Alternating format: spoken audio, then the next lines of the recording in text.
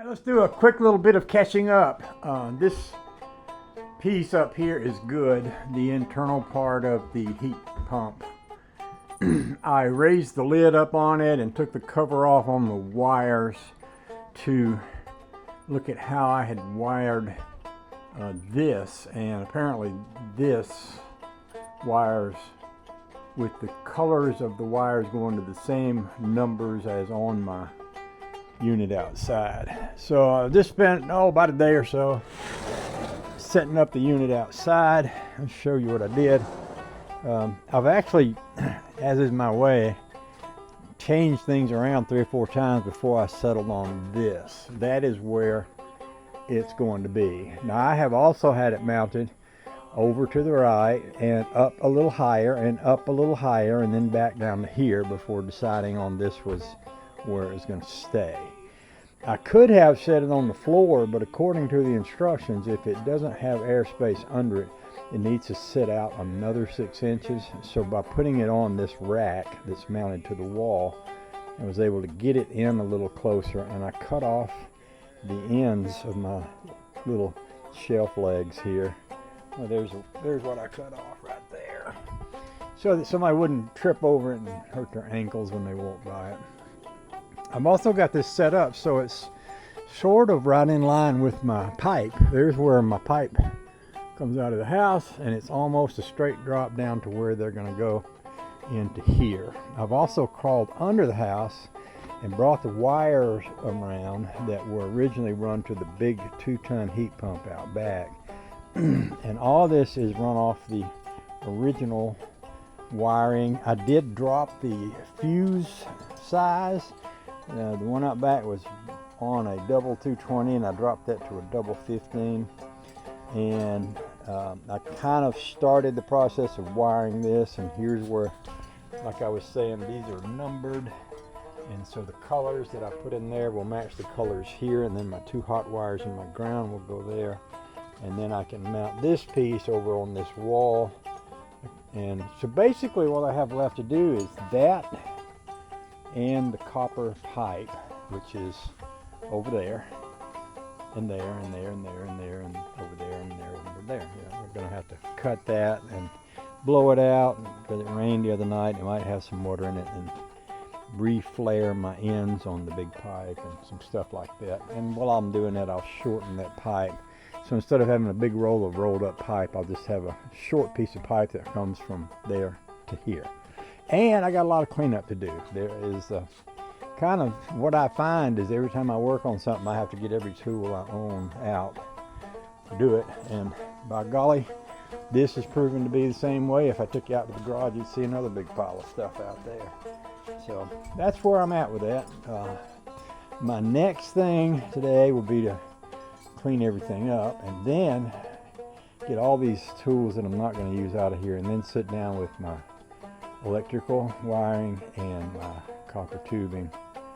Once I got that done, I'm going to be ready to get my neighbor over here who's an HVAC guy, and we're going to talk about getting this baby working. So we're getting closer. We're getting a little closer every day. I didn't spend a lot of time doing this step by step and showing you how I did it, just because, to be honest with you, I did almost everything wrong the first time. Had to go back and do it over again. This seems to be my way. I can't seem to do anything unless I do it wrong 3 or 4 times first. I guess that's how some people roll. That's how I roll. Is that right, Daisy? Say, yes, Daddy, that's right. But I don't mind as long as you scratch my neck and my tummy. You hiding your face from the YouTubers? You know that everybody loves you out there. You know you're very loved, right? Oh, you're so sweet. You're so sweet. Oh, they say, oh.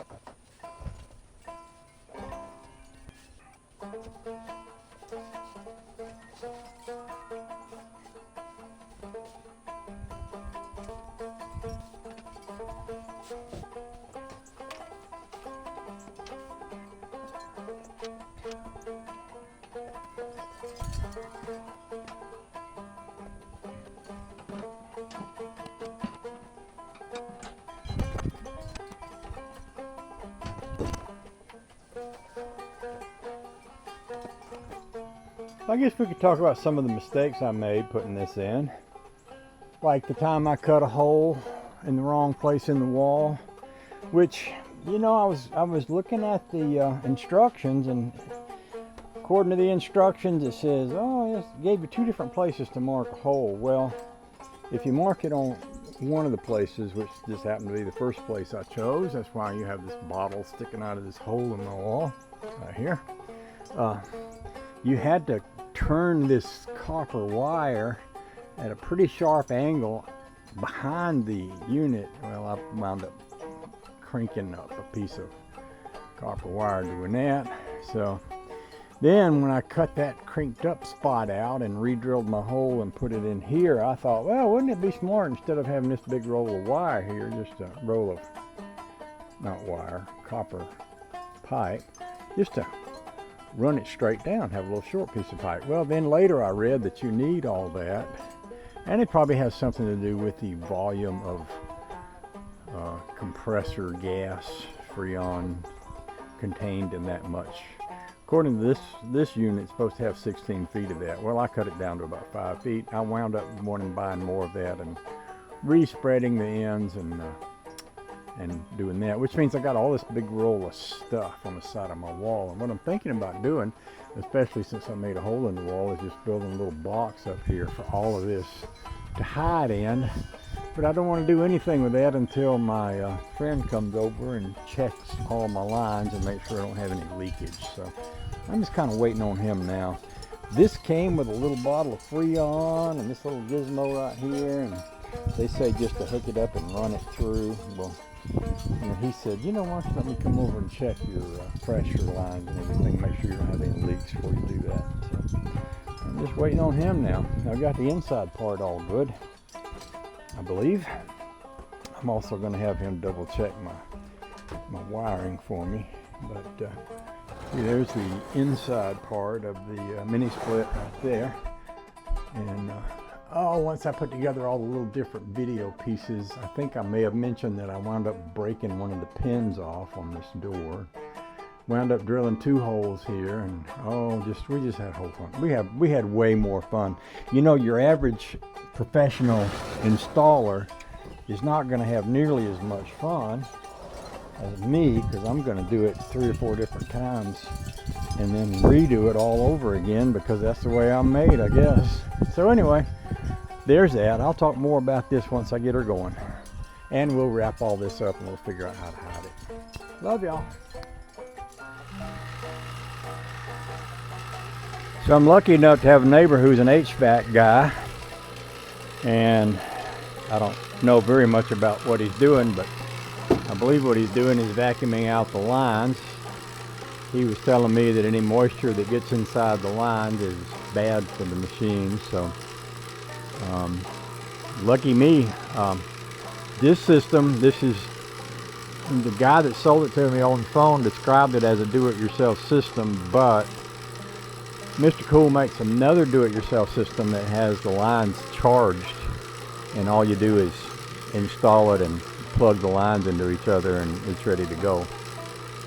This is not that, apparently. And when we were talking on the phone, he said, well, I can sell you something that you can do this yourself with, and it won't be that much trouble, and it's $600 cheaper. I went with that, and what came with it was that little can of Freon and that little blue piece of pipe there with a switch on it. And according to the instructions on that, you plug that thing, that little pipe, into your bottom line. You take your top line off, you run the Freon through it, and the Freon blows out the other end, and then you plug the other end back in. And that's their way of cleaning out the lines. My HVAC guy said, let's do it my way, because he's a professional and he's got the equipment, and so he's already checked it and made sure there were no leaks in the line, and now he's vacuuming out the moisture, and so one way or another we'll have this baby working after a while. Life is good and God is good to me. It just so happens that God sent me a neighbor who's a retired HVAC man. So there you go. More to come.